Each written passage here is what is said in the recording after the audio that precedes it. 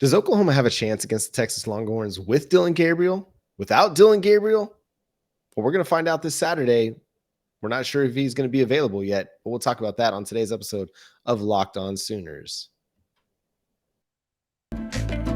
You are Locked On Sooners, your daily podcast on the Oklahoma Sooners, part of the Locked On Podcast Network, your team every day.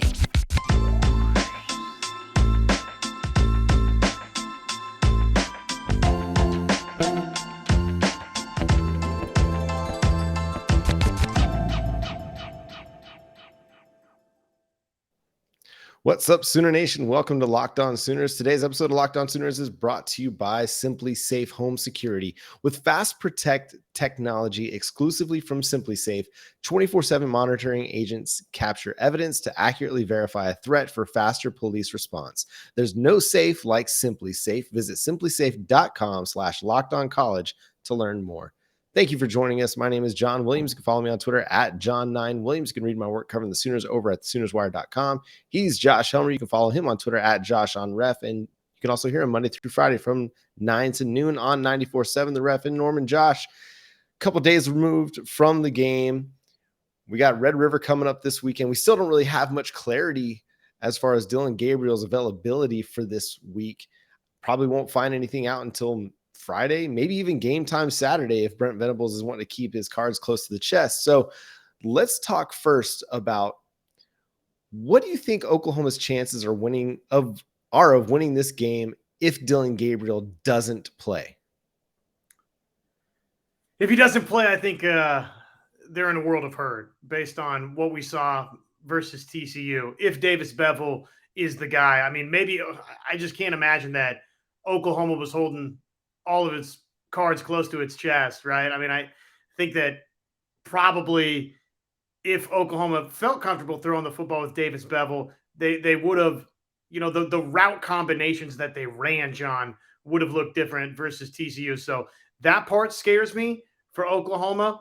The other thing here is, I mean, obviously none of these other quarterbacks have really taken and wowed this staff either, right? I mean, Davis Beville is right now the backup quarterback. You would think, right? Jeff Levy's a great offensive coordinator. Brent Venables is somebody that's been a part of winning a lot of championships. So they didn't just put Davis Beville as the backup quarterback for no good reason. So that's a little bit frightening when you think about what does that mean for General Booty or Micah Bowens. Nick Evers, you could kind of understand because you got the true freshman factor there with him. But for all these other guys, it's a little bit alarming about what that means for the quarterback position for Oklahoma beyond Dillon Gabriel. And obviously, I mean, it's kind of feels like maybe it's trending in that direction that Oklahoma is going to have to play this game minus Dillon Gabriel. I'm with you. I don't really like the prospects of playing this game without Dillon Gabriel. My only hope is that the score was so out of hand with Davis Beville in the game that they just decided, you know what, we're not going to show anything this week. If we've got to go to Davis Beville next week, then we'll be able to open up the playbook a little bit more. But it's kind of like what we talked about in yesterday's episode. Like, don't you want to give the guy some, like more than just the 14 attempts that he had on Saturday? Don't you want to give him a lot of reps? Let him go hurry up a little bit and throw the ball around just to see like what we need to work on heading into the Red River Showdown week. I'm holding out hope that Dillon Gabriel is going to be able to play, but if he's not, it definitely creates a very different dynamic for this offense that you don't really trust. I mean, the offense was already kind of out of sync with Dillon Gabriel in it. A lot of it due to Dillon Gabriel, especially on Saturday when he just wasn't hitting passes. You throw a new quarterback back there who, I mean, the dude's got a cannon on him. It doesn't seem like he's got a whole lot of touch with his throws, but he can throw it some. I just wonder if they're going to be willing to trust him to make throws. Like, are they going to throw it on 1st and 10, or we're going to see a very conservative approach offensively? Now let's kind of flip it a little bit. I'm assuming Dillon Gabriel is going to play. I don't have any knowledge of that. I don't have any sources telling me that, but that's just kind of my best bet. Like, I mean, he was able to walk off under his own power. I mean, a lot of it's going to depend on his symptoms throughout the week and if he's able to pass concussion protocol. But my guess is he's going to play. With Dillon Gabriel playing in the Red River Showdown, what do you think Oklahoma's chances are winning this game? Well, I think Texas is the favorite in this football game for a reason right now. The defensive lapses, the defensive failures for Oklahoma against both Kansas State and TCU have me saying to myself, right now, I just have no confidence that on a consistent basis, they're going to be able to slow down either Bijan Robinson or Xavier Worthy or any of the other weapons. And to me, it really doesn't necessarily matter if it's Hudson Card or Quinn Ewers back there, John. To me, that's almost sadly kind of a little bit of a non-factor going into this thing, at least from the Oklahoma perspective. If Dillon Gabriel is playing, though, they've got better than a puncher's chance, right? I do think there's an element of maybe we are still overreacting a little bit to what was a blowout last week for Oklahoma and what just has been a nightmarish couple of weeks for Oklahoma defensively. It's easy to forget, but we have seen, and I get that it's UTEP, Kent State, and Nebraska, but we've seen this defense play really, really good football this season. Now, those three opponents aren't great, but we've seen Oklahoma, this personnel, this group of personnel, go out and get into the backfield, John, wreak havoc, rack up some sacks, rack up some TFLs, be in the right spots, right? I mean, I think that's the first charge this week is just play your assignment, be where the defense calls for you to be. I mean, we've seen Oklahoma do that, so it's not unthinkable that in 1 week's time, and especially for this game, the Red River Showdown, just all of the emotions going into it, that Oklahoma would be able to right itself a little bit. And I think, again, the number one key for OU is, John, I worry about the psyche of this team if it's not Dillon Gabriel starting this football game. The players aren't going to publicly come out and say that, but I don't know if there's a lot of people in that locker room for Oklahoma that would believe they can win this game over Texas if there's no Dillon Gabriel. Yeah, and I kind of agree with a lot of what you said there, and especially the part where it doesn't really matter if it's Hudson Carr or Quinn Ewers, because Hudson Card's played pretty good football the last couple of weeks. He played solid against Alabama.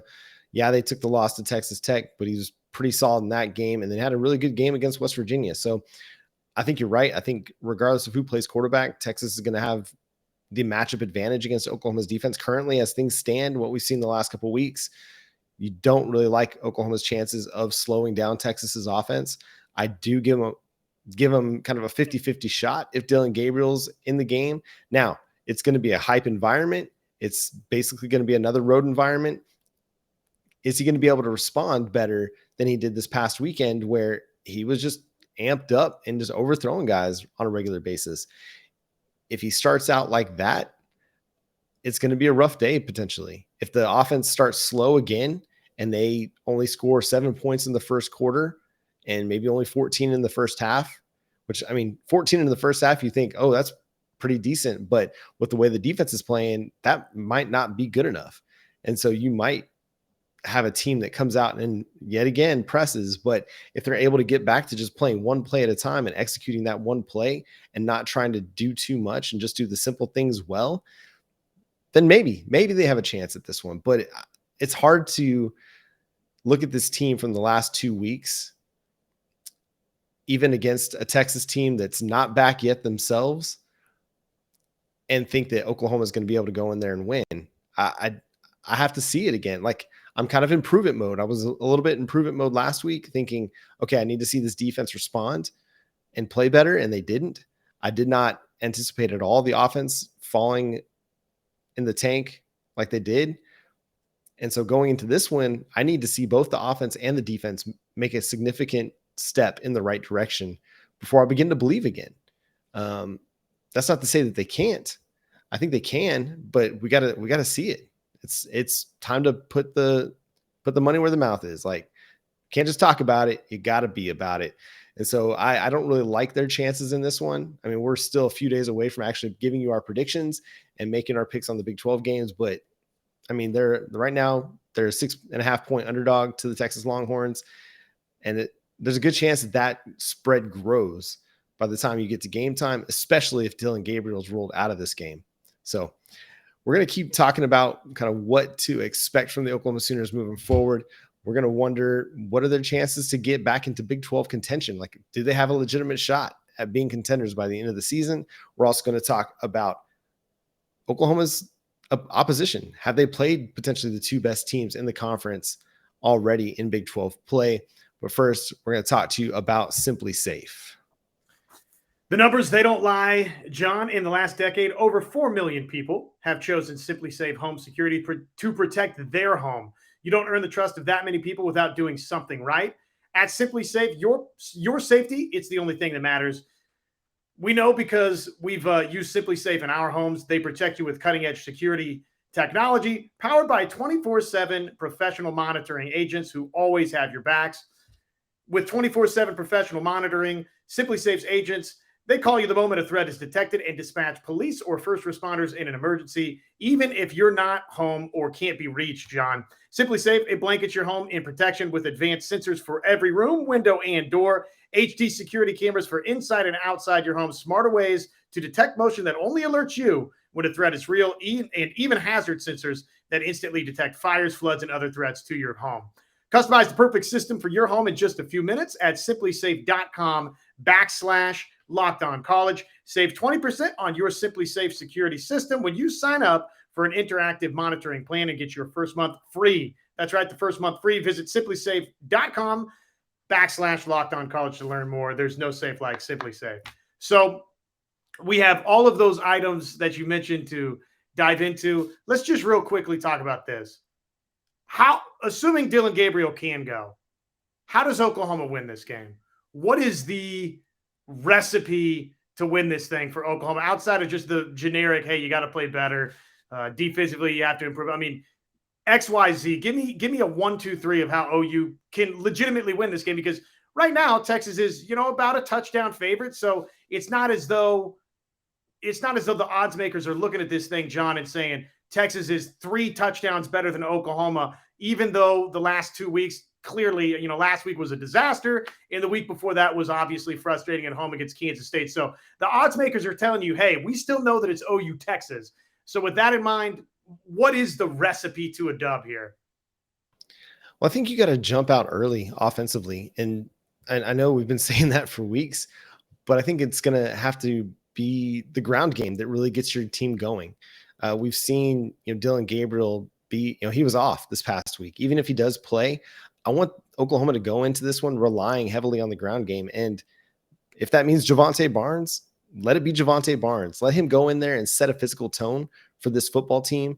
Let the offensive line just move forward instead of having to worry about pass protecting, instead of having to worry about the RPO situation, which continues to rear its ugly head with ineligible men downfield penalties, which I feel like we've seen at least one of those every single week this year. If you just run the football, just play smash mouth football, get downhill, let Javonte Barnes punish a few, Texas linebackers, Texas defensive linemen, let them set a physical tone. I mean, if Eric Gray's back and healthy, fantastic. Let's run some Eric Gray. Marcus Major, if he's back, that's even better.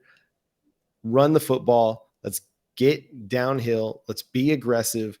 Let's not throw the ball behind the line of scrimmage and let Texas rally and tackle. Let's run the football down Texas' throat. If you can establish your running game early, I think it helps set the tone for everything else, because it's going to help set a physical tone for your offense, which will carry over to your defense. If the defense can see like the offense is putting it on Texas early, then that will give them a little bit more confidence to be able to go and do their jobs too, and not have to press and feel like they got to make a stop every single time. So offensively, I think they need to try and establish the run. That's such a basic football thing to say, is establish the run.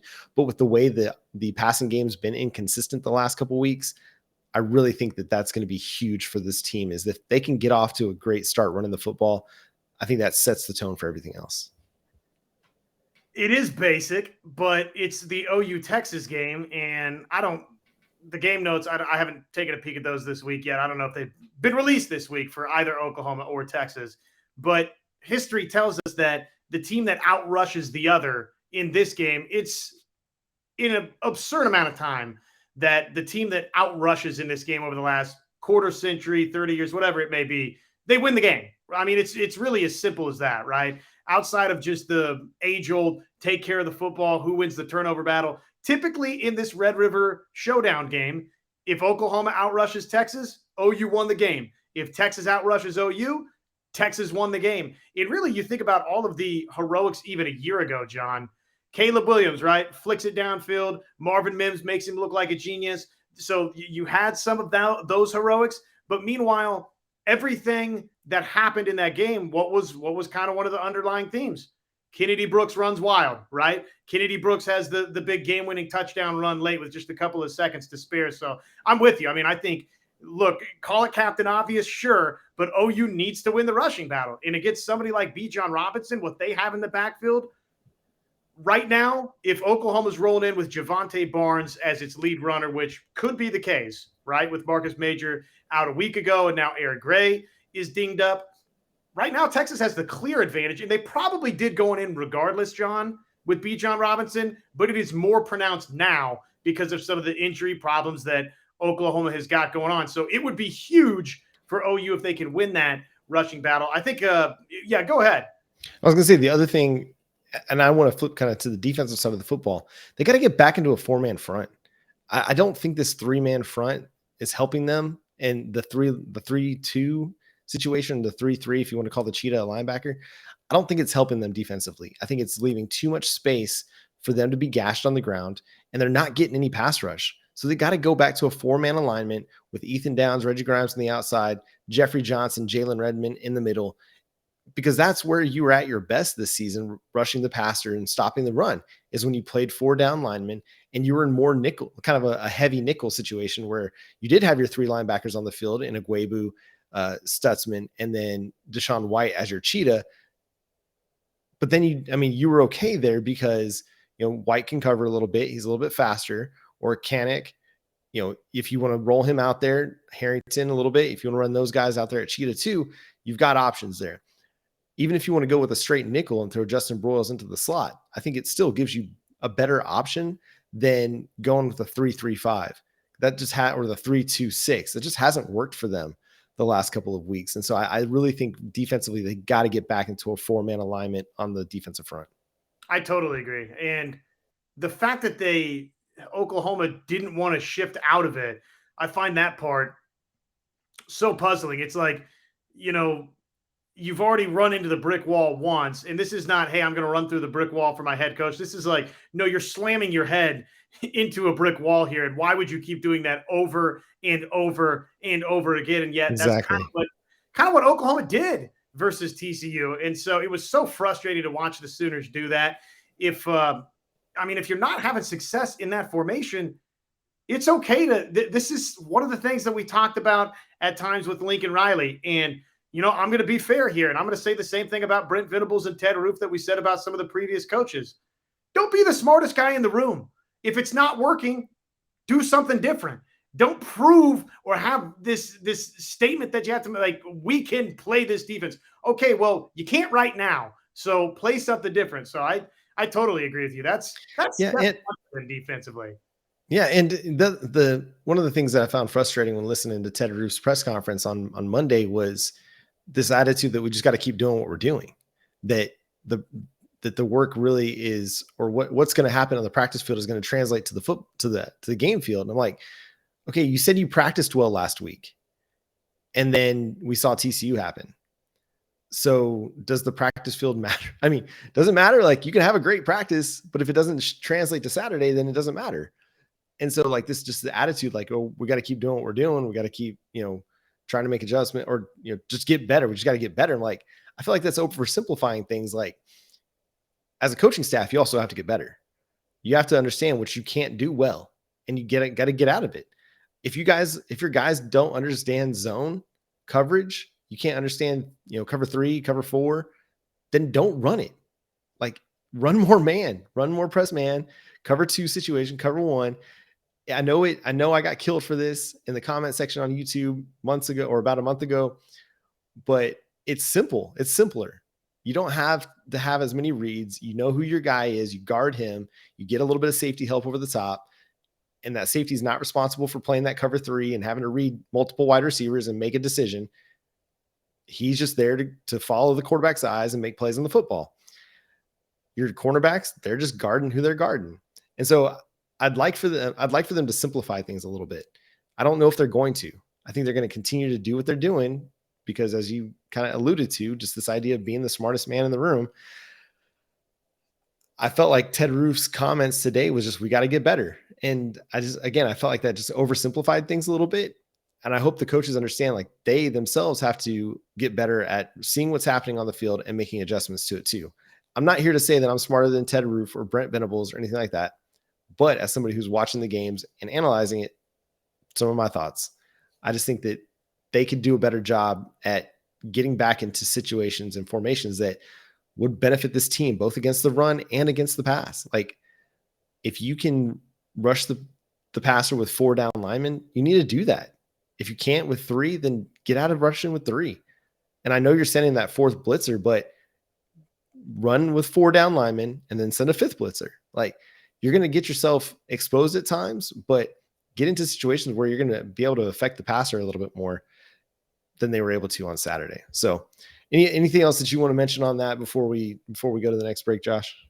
Hey, if you want to play a 4-3 or, a 4-2-5 and it doesn't work, well, then play all the 3-3, stack that you want. But until then, get the heck out of that thing and go back to what you did that was actually working against the first 3 opponents and working really well, right? I mean, you're getting a ton of TFLs and sacks, and I get the level of competition has clearly cranked up for OU.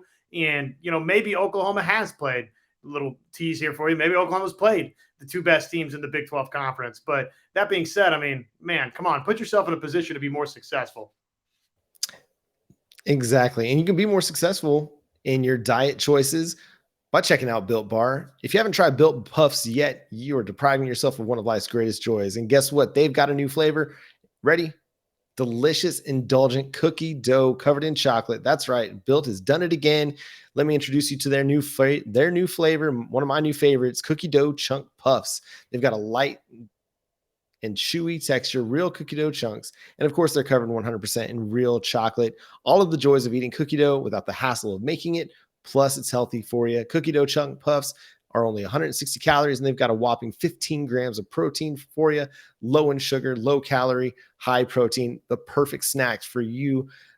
If you're trying to lose weight, you're trying to bulk up, you're just trying to find meal replacements, Built is the place to go. So run to Built.com, snag a box for you and the family. It will be the perfect treat, or you can find a really good hiding place and just hoard them all for yourself. I've had to do that with my kids. My daughter's always trying to take my cookie dough chunk puffs. So make sure you find a good spot for yours. Like all Built bars, the cookie dough chunk puff is 100% covered in chocolate, which means they're healthy and tasty. And covered cookie dough chunk with a light, fluffy texture. It's so good. So go to Built.com, use promo code LOCKEDON15 and get 15% off your next order over at Built.com using promo code LOCKEDON15. Okay, Josh, we faced Kansas State, who just had a really good game against Texas Tech as well. We faced TCU, who rolled the Sooners. You asked me the question. I'll pose it to you first. Have the Sooners played the 2 best teams in the Big 12 thus far?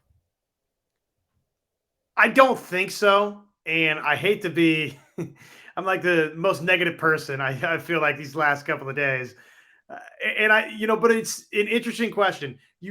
I hope so, right? I mean, if they have, then okay, well, at least there's, I guess, a little bit of a positive there that maybe you got gashed a little bit by Adrian Martinez and Kansas State that have really found something. Maybe Max Duggan and TCU, that offense with Garrett Riley and company, maybe they're just pulling all the right strings in 2022 and they're going to light up everybody this season. And those are, I mean, maybe that's a Big 12 championship preview. Those 2 teams, Kansas State and TCU. I'm still sticking with the idea that maybe we saw the Big 12 championship preview this past weekend between Oklahoma State and Baylor. And if that's the case, again, this is an interesting question for Oklahoma, because if the answer is yes, okay, well, now you've got those 2 out of the way. If the answer is no, then it's, oh no, you've still got Texas this week. You welcome in Baylor. You welcome in Oklahoma State. You've got all these other pieces to the schedule. It's a fascinating question. I mean, really the bottom line is Oklahoma has to get better in a hurry regardless, right? But I guess it would be some solace if, in fact, you had played the 2 best teams. Yeah, so I'll just give you my top 5 and my power rankings, my Big 12 power rankings over at Sooners Wire. I still had Oklahoma State at number 1. I think, Spencer Sanders is playing really, really good football right now. They as a team are playing solid on both sides of the ball. Their defense isn't what it was last year, but I think their offense is better. Number 2, I had Kansas. I mean, the Kansas Jayhawks, that offense, I fear it. And they played really great defense against Iowa State, holding them to just 11 points. And number 3, I had Kansas State, the Wildcats. Number 4 was Baylor, and number 5 was TCU. And so you've played 2 of those 5 teams.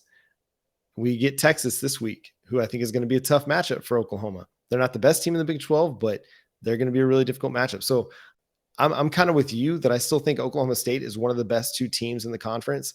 I think Baylor is still one of the better teams in the conference. It just hasn't gone well from early in the season with losses to BYU and now to Oklahoma State, 2 highly ranked teams in the country right now. So no shame in those losses, except, Baylor was a team that was looking at contending for a college football playoff spot this year.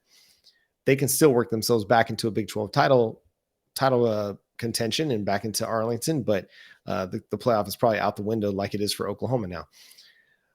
But I that Kansas game, man, it has me worried. They have not shown the capability of stopping the quarterback run, especially the read option.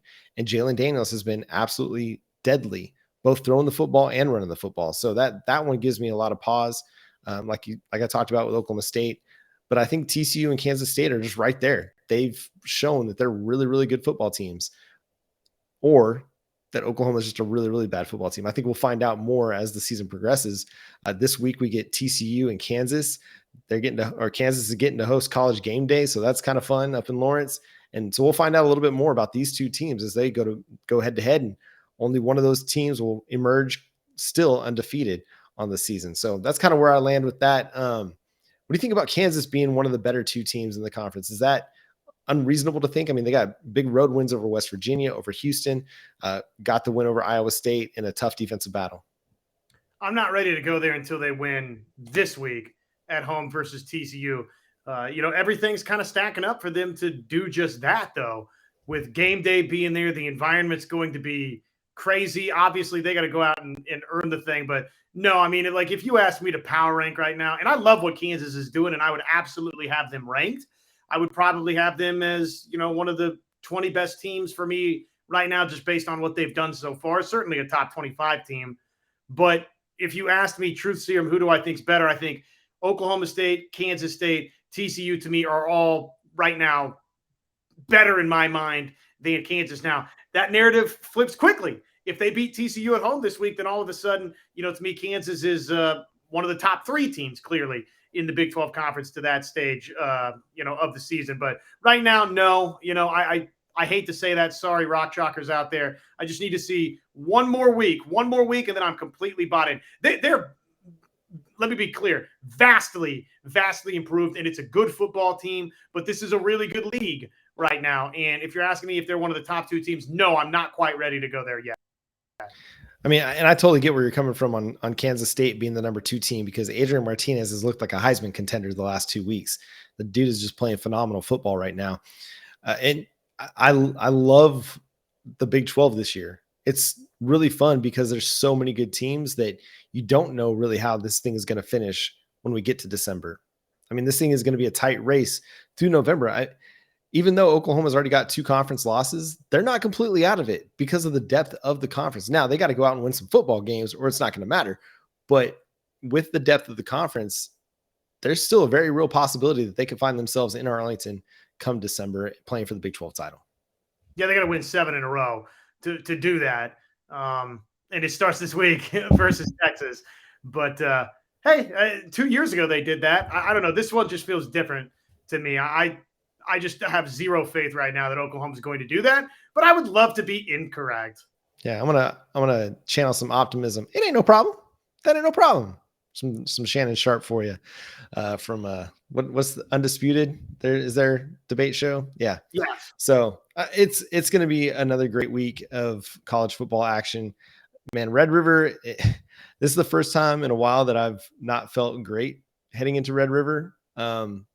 Which probably means Oklahoma wins this thing by a couple touchdowns, because that's usually how things go, is you feel really confident and then Texas comes up and gets you. But I don't know if they're going to show improvement. It's got to be this week, even if they lose, but it's they play well. That'll be something, like you got to take some of that. Obviously it'll still sting. It'll suck if they lose to Texas for the third loss in a row. But I kind of just want to see him play well, like play a good football game. If you get beat, you get beat, but just play a good football game on both sides of the football and make some plays on both sides of the football. We're going to have to monitor the health stuff because I feel like that could play a huge factor into this game.